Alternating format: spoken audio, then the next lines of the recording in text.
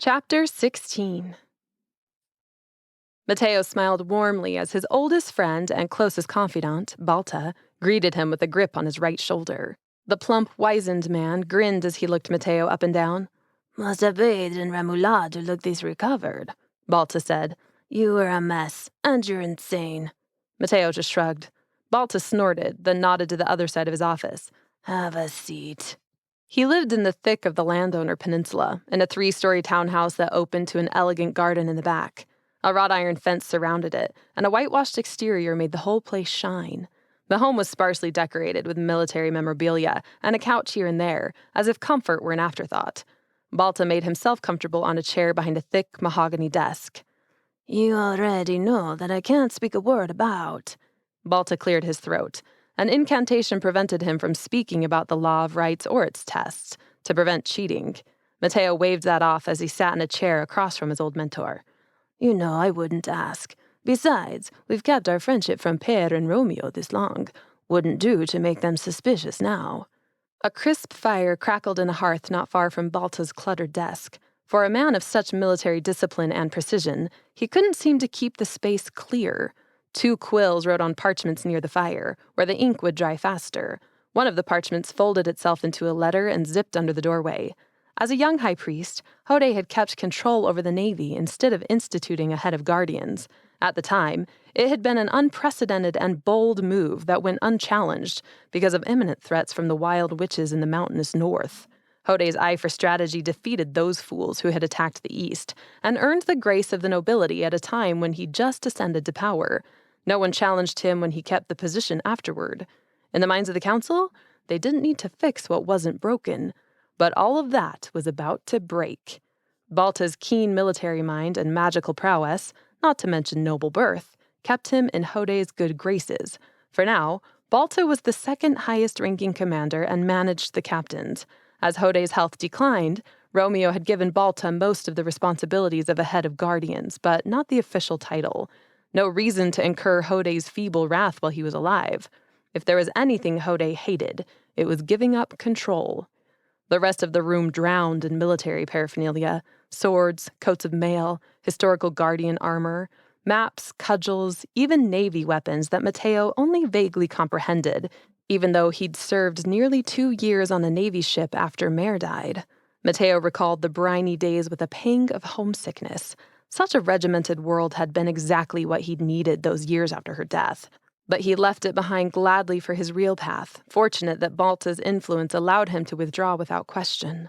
Balta poured a glass of mulled wine and sent it to Mateo with a spell. Warm spices filled his mouth as he took a sip. As a military man, Balta always kept his wine weaker than most. No reason to get drunk and lose his ability to reason. "Nothing like mulled wine on a cold day," Balta said, lifting his glass. Rain plunked on the windows outside. 3 of Banat's men hid at various places on the property to keep an eye out, just in case. Mateo thought briefly to Vittoria and her meeting with Sonara. Balta pulled his attention back. "All that I'm going to say is that I'm relieved to see you alive, and I apologize for nothing that has come or will. You know that I'll prove out my next high priest." Balta paused here, and a twinkle appeared in his eyes. "But I'd hate to see you die after all the work I've put into you over the years." Mateo laughed. "Still, even Romeo would be better than the rebels. You know there's a rumor that Xavier is still alive, and that they want to appoint him as high priest in a takeover." One would hope not. The name Xavier sent a shudder through him. Xavier was Mare's older brother, and an unconfirmed martyr to the rebel cause. Rumors resurrected him every few years. Mateo had never met him and never wanted to. Balta shot him a look that suggested Mateo had lost his mind if he didn't believe it, and they fell into companionable silence. The warm wine soothed Mateo's stiff muscles as he regarded his greatest ally. Balta had saved Mateo's life all those years ago. When Mare died at the country estate where she and Mateo lived, Hode had sent a few witches to kill him. Balta showed up unexpectedly, told their paid workers to leave, and yanked Mateo away just before the would-be killers showed up. It had been the first assassination attempt. That night, Mateo and Balta had snuck back into the house and hidden away all of Mare's treasures. Once that was done, Balta shoved Mateo onto a ship in the southernmost regions where not even Hode would look for him. For 2 years, Balta kept track of him through letters and occasional visits. Mateo served the Navy, then returned to Necci and stayed with Balta on and off. Balta guided his education, taught him magic, trained him how to work as a diplomat and a landowner. Meanwhile, at Balta's urging, Mateo roamed the Eastern Network and learned the ways of the workers, made his face and his name known, saw every inch of the Eastern Network. "How can you lead?" Balta had grumbled at the time. "If you don't know your network. Romeo has already seen all of this, met all of them. You must as well, for no one will know your name, and you won't have any support when you assert your right." Eventually, at 17, Mateo broke out on his own, but Balta always stood behind him, a guiding star. Now, a bristling salt and pepper mustache covered Balta's upper lip. Age had made his bones a little weaker, though his attitude hadn't waned. He leaned back in his chair and studied Mateo, the way he always had. "How are you?" Mateo asked.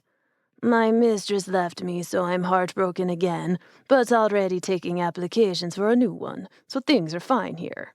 His eyes twinkled as Mateo huffed a laugh. Balta bragged about a healthy respect for carnal delights, but had never actually been seen with a mistress. If gossip was to be believed, he was more inclined toward men. Balta sobered. "It's been a few months since we talked. What's on your mind?" Mateo leaned forward, shoulders expanding as he pulled in a deep breath. "I can't get an audience with the rebels, and I'm concerned. The Knot has sent our usual messengers through several channels, all to no avail. They've clamped down and, so it appears, won't let anyone speak with them. 6 months ago, I could at least meet with their leaders, even if there wasn't much progress in our relationship. The country was open, the city was wary. Now, both are sealed." "Have you been down to the catacombs yet?" "No, never. They wouldn't let me. Didn't want me to see any entrances." Balta frowned. "I see. Feels like I wasted a lot of time. Rumors abound, of course." Balta trailed off, getting lost in thought. He shook his head and came back to himself. One graying, bushy eyebrow rose. "Think it means something that they've hunkered in?" "Yes." Mateo leaned on his elbow. "I think they're preparing." "For what?" "Attack? Takeover? They probably know how sick Hode is, but I don't know. This started long before the Law of Rights was invoked, but surely it's correlated." Balta shrugged. "They may have known your pair was sick for a while." "Maybe. Likely they can't afford the risk that someone will leak their plan, so they're tightening up. Why not attack during a transition of leadership? It'll certainly engender the chaos they need. They've never been shy about their plan to destroy Hode's legacy." "It's what you've always feared." "Yes." Balta gestured to the window. "And you're betrothed?" he asked, as if Vittoria stood outside. "How is that going?" Mateo stood and started to pace, wincing when he jarred his left arm. "Almost perfectly. She took the broken candlestick and went to the city to split the silver, as I'd hoped. She's proven herself." "Could still be seeking safety and food." "Undoubtedly she is, but that's never been a problem. It's whether she'll remain the witch we need as High Priestess. I think she's pure-hearted. I think she's perfect. My qualms are gone now that I've lived with her." "She could be a spy for the rebels, you know." Balta said it gently, but Mateo glowered anyway. "She's assuredly not a spy. I trust her. She has no guile." "Your pair thought the same." Mateo sent him a quelling look. The last thing he wanted to do was bring Mare into this conversation. "Speaking of pair, I'm suspicious that Hode has a claw in Vittoria." He related her story of Hode's capture of her. "Something is missing there. Per wouldn't call her into his office just to scare her." Balta blinked, and warning rang in his tone. "Far more complicated than you expected. Are you sure this is your best plan? La Salvatore was an accident. No one thought that they'd make a giver out of you. Now, if you reveal yourself as Mateo and La Salvatore, why wouldn't the workers follow you?" He shook his head. "It's not enough. The workers could feel duped, betrayed, lied to. Plus, it would infuriate the landowners. Would they trust me after that? Never. No. Mateo and La Salvatore must be different witches. This is the only plan. The workers need a giver to follow, and it can't be me. Besides, Romeo won't see her coming until it's too late. Then he tacked on, Hode will, I would guess. You think the two of them won't talk? Mateo shook his head. Things don't seem right between them.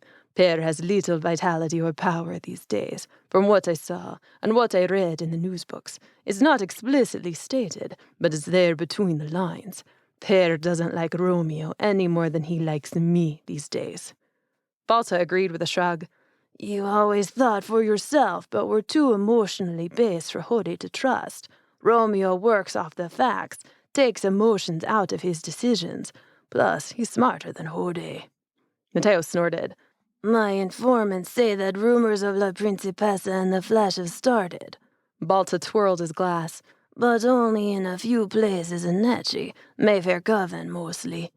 Good. Mateo rolled his neck to loosen the stiffness. At least it's starting. You need to spread further. You're not moving quickly enough. You must get her out there more often. You can't just have workers in Necci recognize her. It must also happen in the country. Tonight, we've already expanded to the orchards and the farmlands. Benat's men will protect her. Except they won't entirely, correct? Balta's drawl set Mateo's hair on edge. The insinuation that they shouldn't suppress a mob annoyed him, even if it was somewhat correct. Mobs spurred gossip. They needed the rumors now more than ever, so the bigger the mobs, the better. But not at Vittoria's expense. Mateo frowned. She is not bait, Balta. She will not be sacrificed to this plan. I didn't say kill her. I said be aware of the circumstances and make sure word spreads. Mateo let out a heavy breath. I know. You're fond of her. Yes, we're friends. Balta grimaced. Well, that was stupid of you. I know. The admission cost him a moment of discomfort. Even in front of Balta, who had seen him at his worst and still come through for him, he didn't like the show of weakness. He did care for Vittoria, and it felt like a lie to call her a friend. She felt like so much more.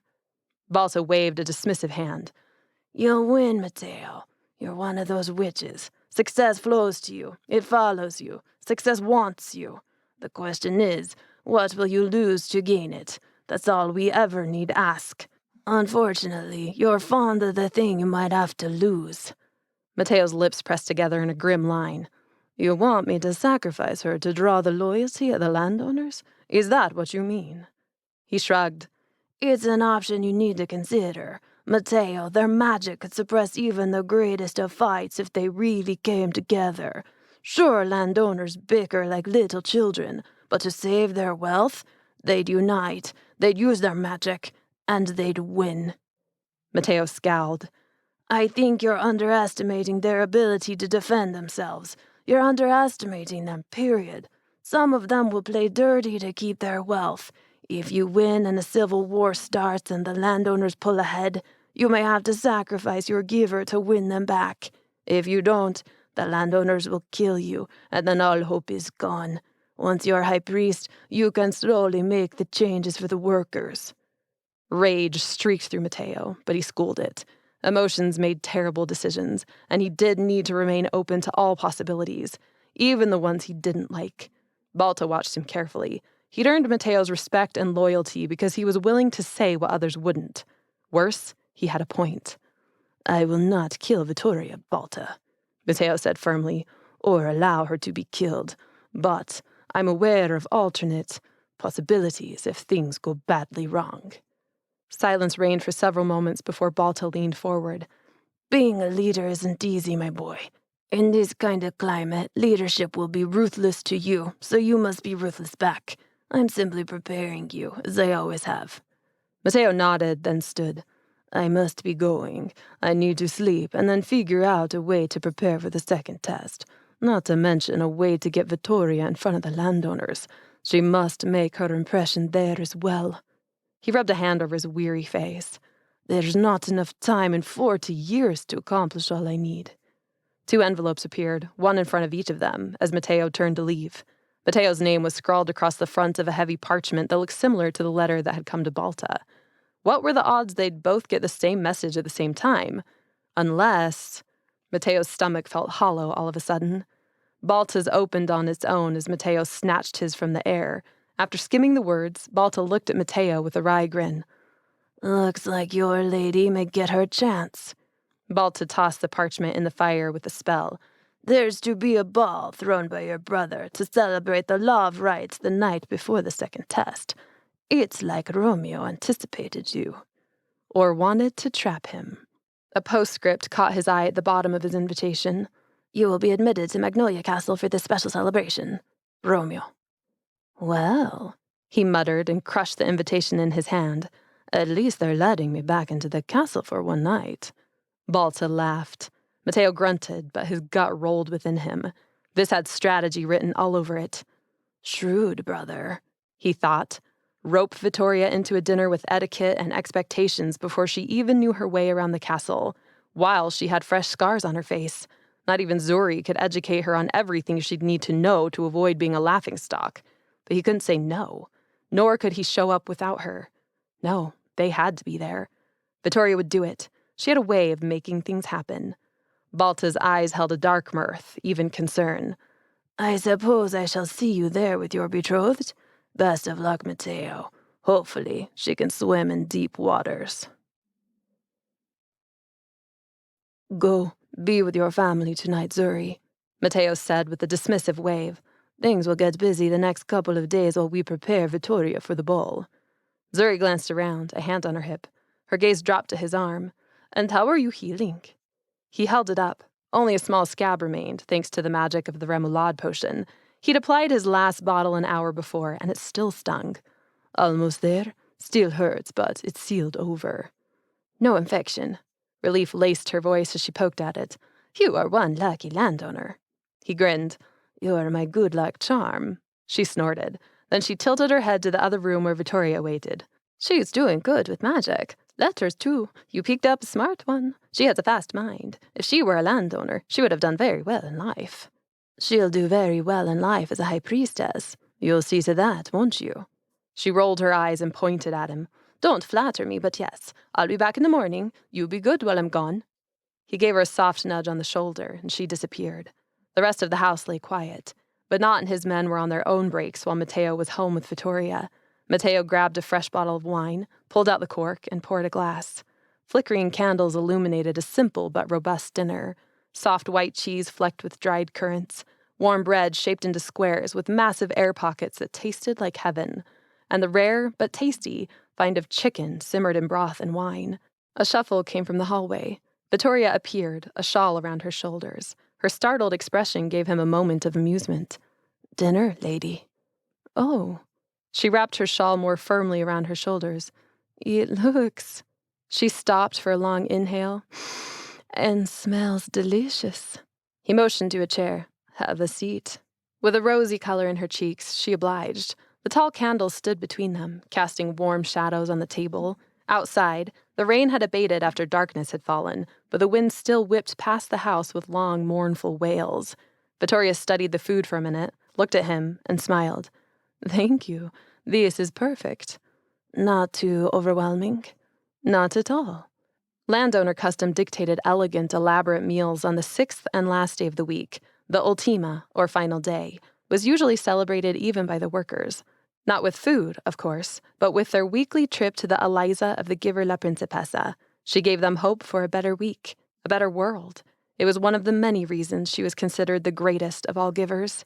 They ate quietly after Mateo gestured for Vittoria to dish hers up first.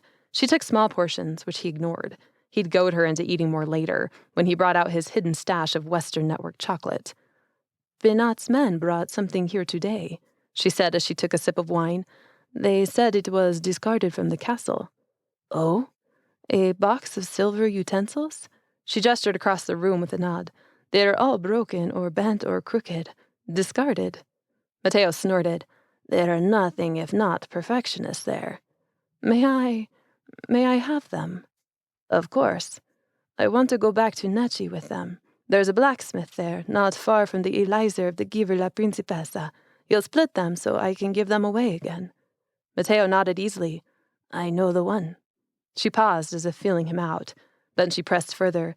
I want him to cut the utensils up so I can distribute them among the workers like last time. I assumed so.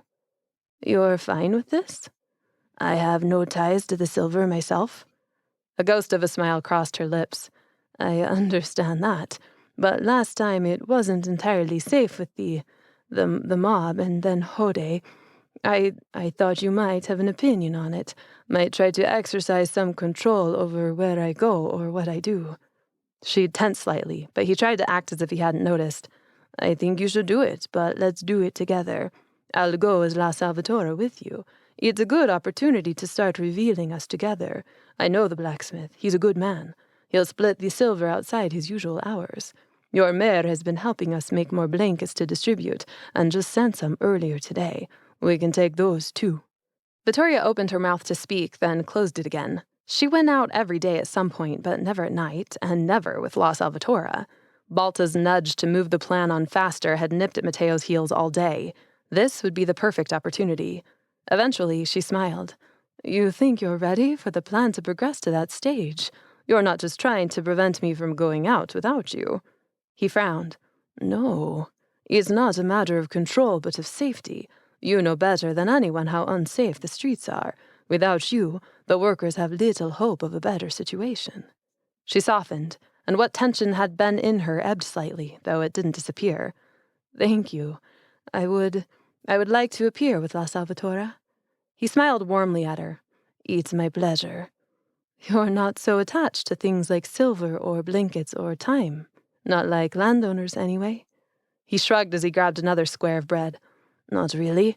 Possessions come and go.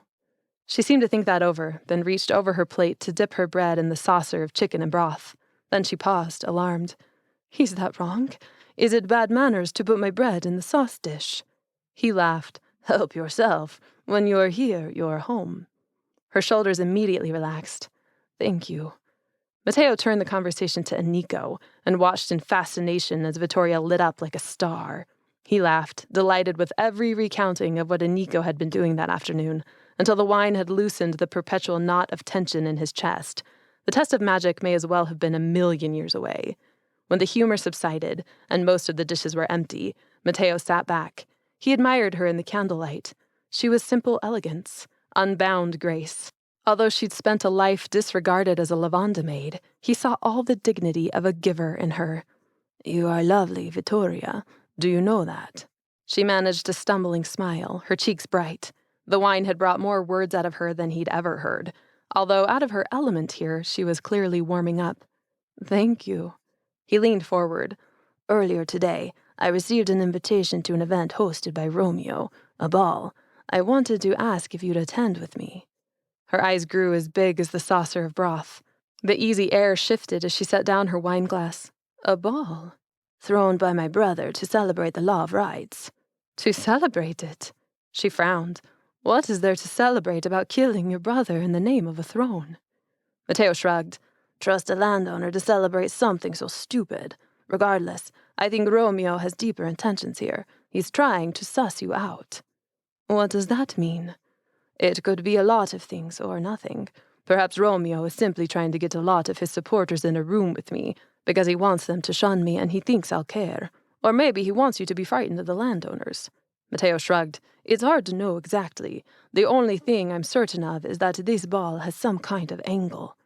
1,000 thoughts seemed to appear in her slack expression all at once. She sat back, as if staggered by them, and then fell quiet. Mateo let the silence ride until she asked uneasily, Would it be safe? You wouldn't leave my side, he said quickly. A rush of protectiveness startled him, but he embraced it. She would soon be his wife. Of course he'd feel this way for her. I mean, it's not so bad here at the house. She gazed around. I don't mind it here because I'm so far away from all of them, from their world, but this would force me into it. There's no hiding the fact that I know nothing about their customs. I dipped my bread in the sauce bowl. Surely that wouldn't have been allowed. He would have laughed because she was absolutely correct, but he kept a steady expression. An unfortunately necessary step. It's easy to imagine that all landowners are monsters, but it's not true. With this change in leadership comes a change for them as well. Many of them, particularly the women, are as swept up and chained to their lives as you. We cannot forget that the landowners represent a part of the network as well. without knowing and acknowledging them, we do risk civil war in the transition. This is an opportunity to at least understand them better. I'm not asking you to like them. I'm asking you to see them as witches who will also need to make major adjustments and changes in their lives. It's the same courtesy we will ask of them and of workers. Do you see that?" Vittoria's shoulders lifted and fell with faster breaths now. She pressed her lips together and attempted to speak several times, but fell back into silence. It was a hard mental transition for her to comprehend, no doubt. The landowners were at fault for the state of the network in many ways, but not all of them participated in the abuses. Shifting out of that mindset had been difficult for Mateo when Balta had first spoken with him about it. Mateo had lived with his worker mare all his life, heard the plight of the worker, the agony of their lives from her lips. These truths about landowners hadn't come easily, but eventually he understood that he couldn't hate them and enact positive change for the network. Diplomacy would have eyes for all. Now, Vittoria had to come to terms with that under the pressure of time, while he'd had years. Finally, she nodded warily. "I see your point. And, of course, I'm willing to do my part to keep my family safe and better the network. But what if I make a fool of myself? What if they laugh at me, or I make a mistake, or—" "We have nearly 2 weeks until the ball. Zuri has already come up with a plan to teach you everything you'll need to know. I'll be holed up in the office refreshing myself on all the magic I can possibly comprehend to prepare for the next test anyway. Not to mention going out as La Salvatore at night, if you'd like to come with me. 2 weeks is plenty of time." "Yes, of course." He reached across the table and put his hand over hers. She turned her hand over, pressing their palms together in a move so instinctive he doubted she realized that she'd done it. For a long moment, he could only stare at her. "This is likely a terrifying idea, but you're not alone.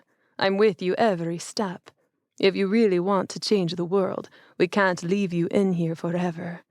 I'll go." She gave a determined nod and a little smile. "I'll do it happily and make an effort to understand them better." He squeezed her fingers gently, as if he could impart strength through touch. She was a marvel.